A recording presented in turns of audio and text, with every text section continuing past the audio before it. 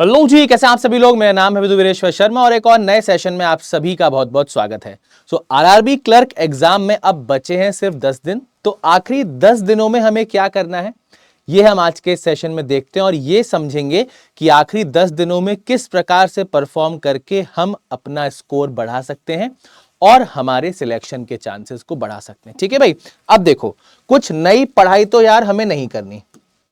जो हम पढ़ते हुए आ रहे हैं, आरआरबी पीओ का एग्जाम अभी आप देखे आए हैं, एग्जैक्टली वही पढ़ाई है। बट क्लर्क का लेवल जो है वो आसान हो जाता है, हम सभी को पता है। और जब लेवल आसान होता है तो कंपटीशन बहुत ज्यादा होता है, क्योंकि सभी स्टूडेंट्स एवरेज से ज्यादा अटेम्प्ट्स कर रहे होते हैं, यानी कि कट ऑफ बढ़ने के चांसेस। और ऑब्वियस सी बात है, आपने कट ऑफ देखे ही हैं, 70-75 के नीचे तो भैया बात ही नहीं होती। तो इस पर्टिकुलर चीज को बीट करने के लिए आपको सिर्फ क्या करना है, प्रैक्टिस प्रैक्टिस प्रैक्टिस प्रैक्टिस। पूरा टाइम आपका प्रैक्टिस में जाना चाहिए। ठीक है, पूरा फोकस आपका प्रैक्टिस पे होना चाहिए। मतलब जितनी ज्यादा से ज्यादा प्रैक्टिस कर सकते हो, जितनी ज्यादा से ज्यादा मसल मेमोरी बना सकते हो, उतना आपको कोशिश करना है। ठीक है, क्योंकि सवाल बहुत ज्यादा कठिन नहीं होंगे। जो जल्दी कर लेगा वो बाजी मार ले जाएगा। ठीक है, प्रैक्टिस के लिए सबसे इंपॉर्टेंट चीज जो आपको ध्यान रखनी है, दैट इज मिनिमम 2 मॉक्स आपको देने हैं। मिनिमम 2 मॉक्स, मिनिमम मतलब इससे कम तो करना ही नहीं है। ठीक है, एडमिट कार्ड आपके हाथ में आ जाएगा तब आपका एक मॉक शिफ्ट के टाइम पर चला जाएगा। ठीक है, लेकिन मिनिमम 2 मॉक तो देने ही है ना। कई सारे स्टूडेंट्स ऐसे भी जो 3 से 4 मॉक भी देते हैं, क्योंकि उनकी प्रैक्टिस बहुत अच्छी है, उन्हें सारे के सारे टॉपिक बढ़िया तरीके से आते हैं, तो वो मॉक टेस्ट दे देकर अपनी प्रैक्टिस कर लेते हैं। ठीक है, तो मिनिमम 2 मॉक्स देने, 90 मिनट का टाइम आपको यहां पे लग जाएगा, 45 मिनट्स का पेपर है।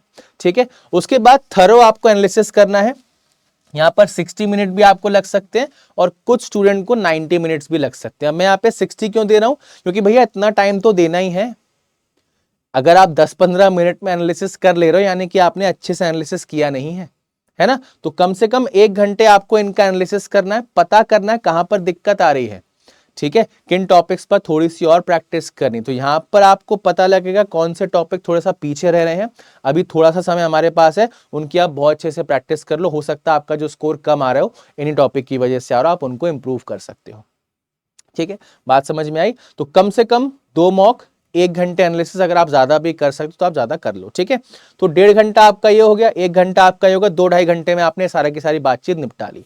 अब आता है मेजर गेम, अब आता है सबसे important game, topic wise practice. गलती पता हम लोग क्या कर रहे हैं, हम लोग टॉपिक वाइज प्रैक्टिस नहीं कर रहे। सिर्फ मॉक में जो क्वेश्चंस आए वो कर लिए और आगे बढ़ गए, नहीं। टॉपिक वाइज प्रैक्टिस जब तक नहीं करेंगे तब तक हम टॉपिक वाइज प्रोफिशिएंट नहीं हो पाएंगे। तो रीजनिंग की अगर हम बात करें, जो भी आपके क्वेश्चंस हैं सिलॉग इनइक्वालिटी, इनके कम से कम आपको 20-20 क्वेश्चन पिक करने हैं।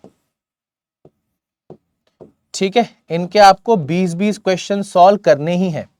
और ऐसा नहीं कि 20 क्वेश्चन लिए और सॉल्व कर लिए, प्रॉपर टाइमर लगा के। फॉर एग्जांपल, मैं इनइक्वालिटी के सवाल की बात कर रहा हूं, आरआरबी क्लर्क लेवल का है, बहुत से बहुत 20 मिनट 20 सेकंड में हो जाएगा। ठीक है, तो कैसे सॉल्व करेंगे भाई, आपने 20 क्वेश्चन लिए, हर एक क्वेश्चन को सॉल्व करने के लिए 20 सेकंड का टाइम लगता है, मल्टीप्लाई कर लो, जो आपको टोटल टाइम लग रहा है वो टाइमर लगाओ, घड़ी में लगा लो, अपने फोन में लगा लो, लैपटॉप में लगा लो, कहीं भी लगा लो। ठीक है, ये टाइमर लगा लिया और इस टाइम में जितने क्वेश्चन हो पाए उतने ही करना है भैया। अपने आप से ईमानदारी रखनी है, ये नहीं कि अरे टाइमर हो गया फिर भी करे जा रहे हैं। भैया एग्जाम में तो आपका सॉफ्टवेयर बंद हो जाता है, आगे बढ़ पाओगे क्या, नहीं। तो जैसे ही आपका ये समय खत्म हो, जितने हुए बंद कर दो सवाल। ऐसा ही आपको हर क्वेश्चन में करना है। सिलॉग आपका 25 से 30 सेकंड, सीरीज 25 से 30 सेकंड, कोडिंग के कुछ क्वेश्चन 10 सेकंड में ही हो जाते हैं, कुछ आपके 20 सेकंड में होते हैं। तो अकॉर्डिंगली आपको टाइमर लगा क्वेश्चन को सॉल्व करना है। ठीक है, ब्लड रिलेशन के आप 10 क्वेश्चन करो डेली बेसिस पे, डायरेक्शन के 10 क्वेश्चन और कंपैरिजन के 10 क्वेश्चन। 10 सिंगल क्वेश्चन नहीं, 10 सेट। ठीक है, 10 सेट आपको करने हैं। आप 1 से 1.5 मिनट के बीच का टाइम ऑन एन एवरेज पर क्वेश्चन ले सकते हो।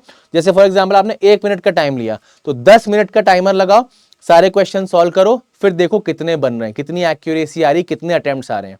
ऐसे अगर आप प्रैक्टिस करोगे तो आपके ब्रेन की रिवायरिंग होगी कि अच्छा with in the given time करना है, टाइमर के साथ करना है, तब कहीं जाके आपको लेवल सही देखने को मिलेगा।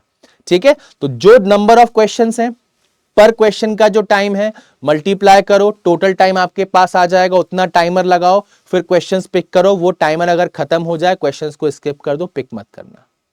ठीक है, ऐसे आपको प्रैक्टिस करनी है। क्वांट में भी, क्वांट पर भी चलेंगे। पजल और सिटिंग अरेंजमेंट कोशिश करनी है, वैसे मतलब अगर कर लो तो बहुत अच्छी बात है।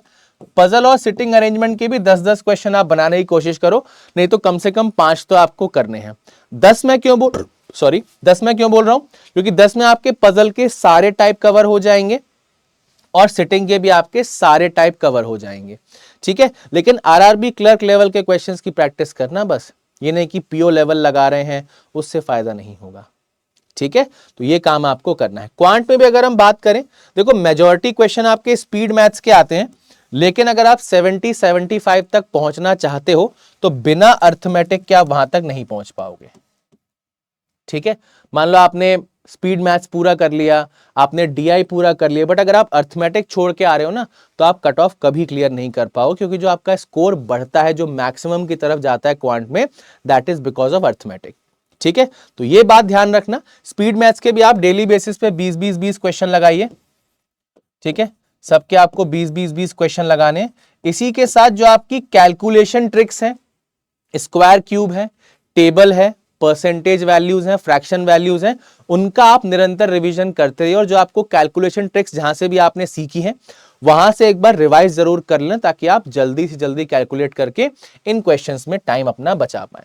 ठीक है, डीआई आपको पता ही है किस किस टाइप की क्लर्क में पूछी जाती हैं, कम से कम 5 डीआई आप डेली बेसिस पे सॉल्व कीजिए। और अर्थमेटिक में कोशिश कीजिए टाइप बाय टाइप जितने मैक्सिमम से मैक्सिमम क्वेश्चंस आप सॉल्व कर सकते हैं वो आपको ट्राई करना है।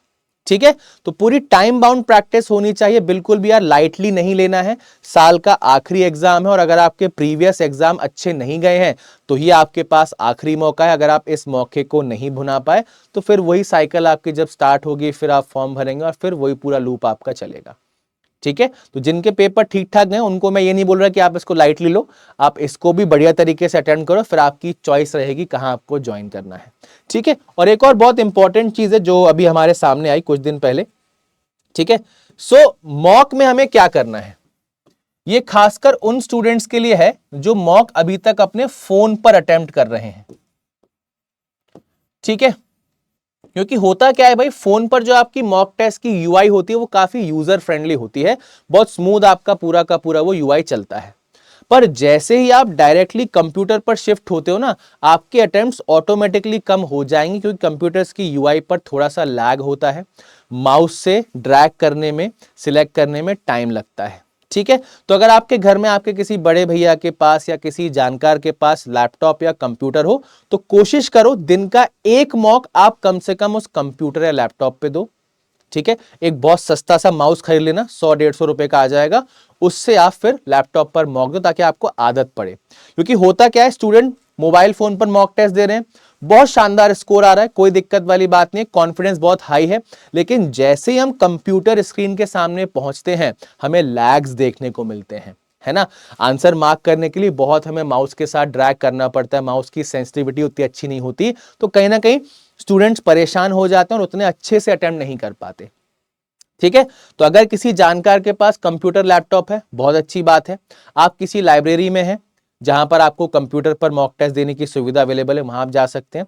कोई ऑफलाइन सेंटर आपके आसपास हो जहां पर आप मॉक टेस्ट कंप्यूटर पर दे सकते हैं, वहां जा सकते हैं। या फिर अगर आपके एरिया में अभी भी इंटरनेट कैफेज एग्जिस्ट करते हैं तो आप इंटरनेट कैफे पर जाइए, अपने मॉक टेस्ट के क्रेडेंशियल से वहां पर लॉग इन कीजिए, और 1 घंटे या 45 मिनट जो भी आपका टाइम है वहां पर कंप्यूटर में आप मॉक दीजिए। डेली बेसिस पर एक मॉक आपका अब कंप्यूटर पर जाना चाहिए। ठीक है, अब ये मत सोचो सर है नहीं क्या करें, अब देखो थोड़ा सा हमें करना पड़ेगा। देखो अगर बिल्कुल ही संभव नहीं है, मतलब कोई रास्ता है ही नहीं कि सर कंप्यूटर है ही नहीं, तो बात अलग है। बट अगर थोड़ी से भी चांसेस है कि आप कंप्यूटर या लैपटॉप पर मॉक टेस्ट दे सकते हो, सो आई सजेस्ट दिन का एक मॉक आप कंप्यूटर या लैपटॉप पर दीजिए। ठीक है भाई, ओके, तो बस थोड़ा सा आपको गाइड करना था। इंपॉर्टेंट चीज है भैया प्रैक्टिस, बिल्कुल घड़ी नहीं देखनी इस समय, है ना, धड़ाधड़ प्रैक्टिस करनी है। किसी की पार्टी हो, शादी हो, कहीं नहीं जाना, साल का आखिरी एग्जाम है, लास्ट ओवर है और लास्ट ओवर में तो फ्रंट फुट पे खेलना है, ठीक है, बॉल को सीधा बाउंड्री के बाहर मारना है। तो बहुत अच्छे से हम अभी तक तैयारी करते हुए आए हैं, कुछ दिन और बचे, वहां पर भी हम बहुत बेहतरीन तरीके से परफॉर्म करेंगे और आरआरबी क्लर्क एग्जाम को इस बार जरूर क्लियर करेंगे। कोई भी सवाल, कोई भी डाउट आपके मन में हो तो आप वीडियो पे नीचे कमेंट जरूर कीजिएगा, मैं आपके सारे के सारे सवालों के जवाब जरूर दूंगा। ठीक है भाई, तो मिलते हैं एक और नए सेशन में, तब तक के लिए bye bye and take care everyone.